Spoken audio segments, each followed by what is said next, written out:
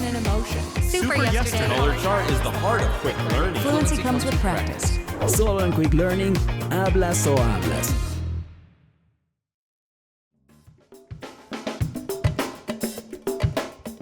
Prepárate para llevar tu inglés al siguiente nivel, con este podcast diseñado al estilo Quick Learning.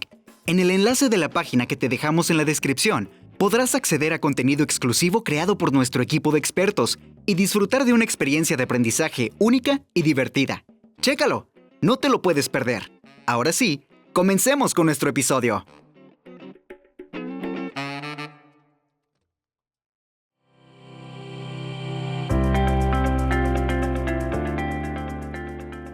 Hola, te doy la bienvenida a un nuevo episodio de The Quick Learning Podcast. Hoy hablaremos de uno de los eventos deportivos más emocionantes y esperados del año, el Super Bowl.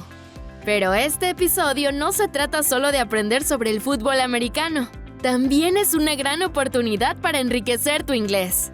Vamos a explorar no solo los momentos legendarios y datos curiosos de este emocionante juego, sino también practicaremos con vocabulario específico relacionado con el deporte. Todo está diseñado para que mejores tu comprensión y hables con más confianza sobre cualquier actividad deportiva en inglés. Este episodio está diseñado para un nivel intermedio, así que aprovecha para afinar tu oído y aprender nuevas palabras mientras disfrutas de una buena charla. Quédate con nosotros y prepárate para aprender, practicar y, por supuesto, divertirte.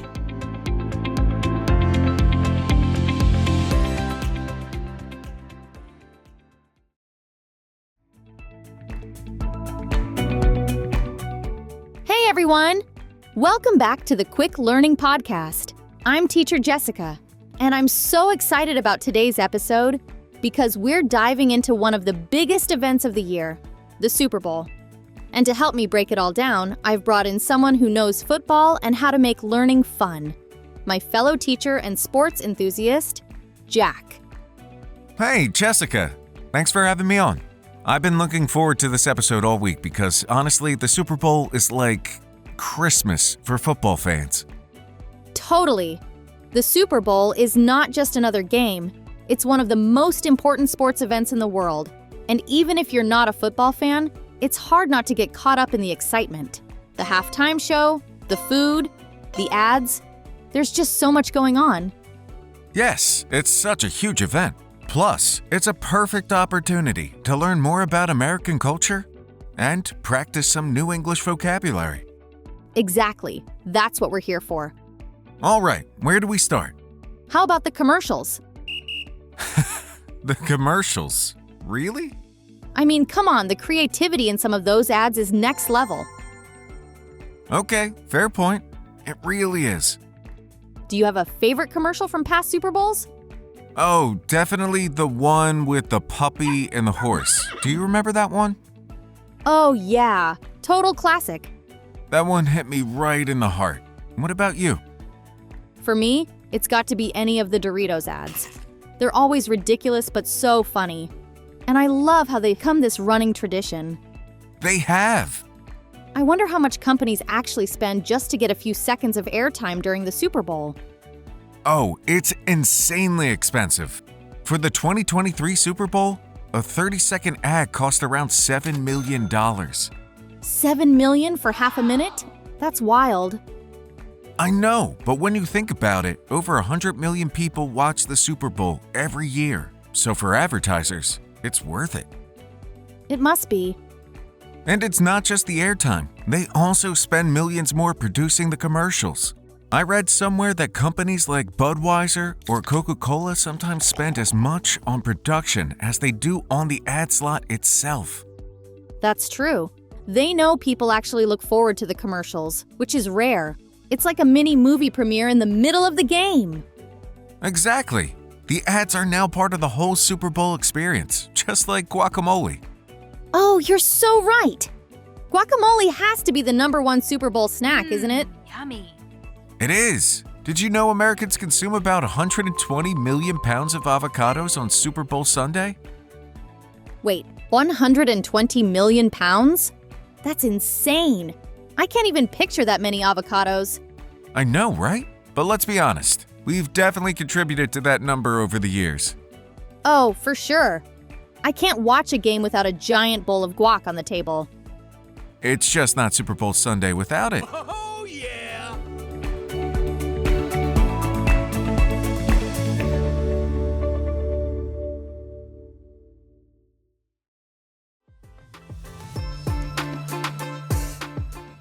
Okay, let's talk about the actual game for a second. Do you remember your first Super Bowl? Oh yeah, it was when the Packers beat the Steelers in 2011.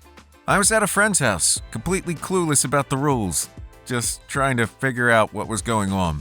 But it was so much fun. What about you? Mine was the Patriots' comeback against the Falcons in 2017. Oh, that was a crazy game. I know, right? I didn't know much about the game either. And honestly, I didn't even care who won. But the energy was unreal. It completely drew me in now. That's the moment I became a football fan. It's funny how so many people become football fans because of the Super Bowl. I've talked to a lot of people who shared that same experience, starting out knowing nothing about the rules, the players, or the strategies. But after watching the Super Bowl, they're hooked and want to learn everything about it. I think that's because American football is such a complex sport. There's so much to learn. The penalties, the fouls, even the hand signals. It can be pretty intimidating at first. For example, how would you explain a touchdown to someone who's new to football? That's an easy one. A touchdown happens when the ball gets into the opponent's end zone. Touchdown! I mean, yes, but then you'd have to explain that it's worth 6 points. That the team earns the chance to score an extra point or go for 2, and that they only have 4 chances to advance 10 yards to keep possession of the ball. It's a lot to take in. You're right. And then there are all the technicalities, like if they score, then they can kick the ball for 1 extra point or try for a 2-point conversion by running or passing the ball into the end zone again. And that's just one part of the game. When you add things like penalties, timeouts, Timeout. and all the different player roles, it's easy to see why the rules can feel overwhelming at first.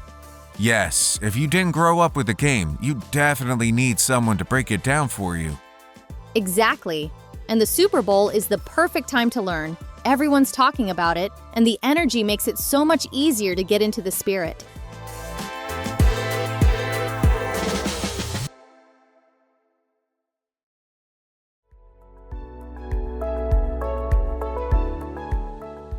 As an English teacher, there's one thing that really stands out to me. Have you noticed how deeply football is rooted in American culture? The sports terminology has become a big part of everyday language. You know, I never thought about it that way, but you're absolutely right. Yeah, words like tackle, huddle, or score come up all the time in regular conversations. Exactly. Like when someone says, we need to tackle the situation. They're not talking about an actual tackle. They mean taking on a challenge or solving a problem. Right. Or when someone says, I dropped the ball. In football, dropping the ball is a big mistake. And now people use it to say they messed up or missed an opportunity. Like, I really dropped the ball by forgetting my anniversary. Oops. Yep, that's definitely a ball drop.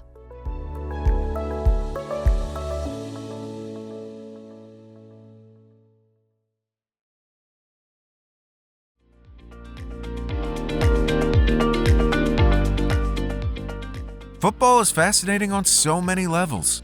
No wonder the Super Bowl is such a huge event. Speaking of huge events, what about the halftime show?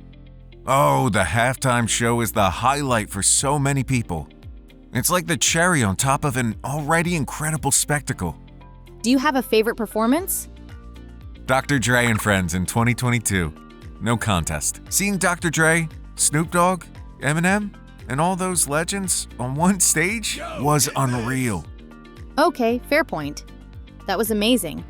But for me, it has to be Shakira and J-Lo in 2020. The energy was off the charts, and they brought so much culture and representation to the stage. It was unforgettable. I've always wondered, what do you think those halftime shows cost to produce? Oh, A lot. I think Shakira and J-Lo's cost somewhere around $13 million. Wow. $13 million? Wow. That's like a blockbuster movie budget. No wonder they're so over the top.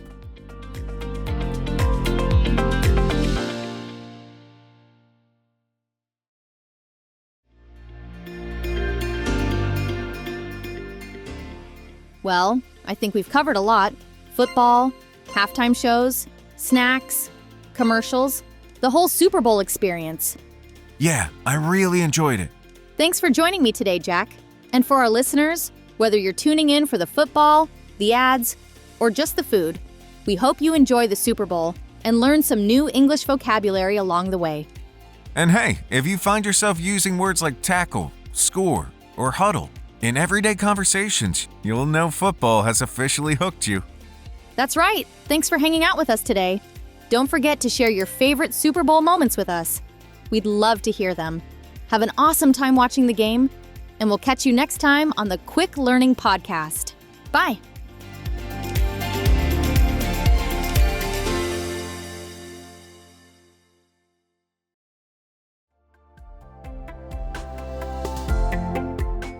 Y así llegamos al final de nuestro episodio especial del Super Bowl aquí en The Quick Learning Podcast. Hoy aprendimos vocabulario clave, exploramos la cultura de este gran evento y recordamos algunos de sus momentos más legendarios. Descubrimos que el Super Bowl no se trata solo de fútbol, sino también de comida, comerciales, espectáculos increíbles y sobre todo de representar una cultura. Si este episodio te ayudó a entender mejor el juego, aprendiste algo nuevo o simplemente lo pasaste bien, compártelo con tus amigos. Nos escuchamos en el próximo episodio. ¡Que disfrutes mucho el Super Bowl!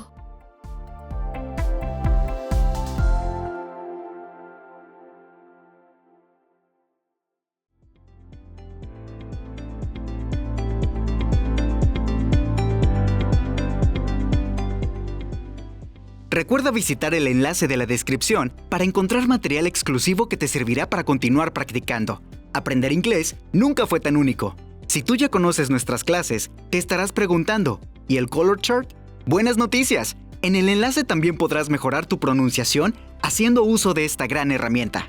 Y si aún no lo conoces, te contamos. El color chart es nuestra herramienta de uso continuo favorita para lograr una excelente pronunciación, ya que en el inglés hay sonidos que no existen en español. Conócelo y hazlo parte de tu día a día. En Quick Learning siempre estamos buscando nuevas y divertidas formas para que tu experiencia hablando inglés sea la mejor. Ya lo sabes, solo en Quick Learning hablas o hablas.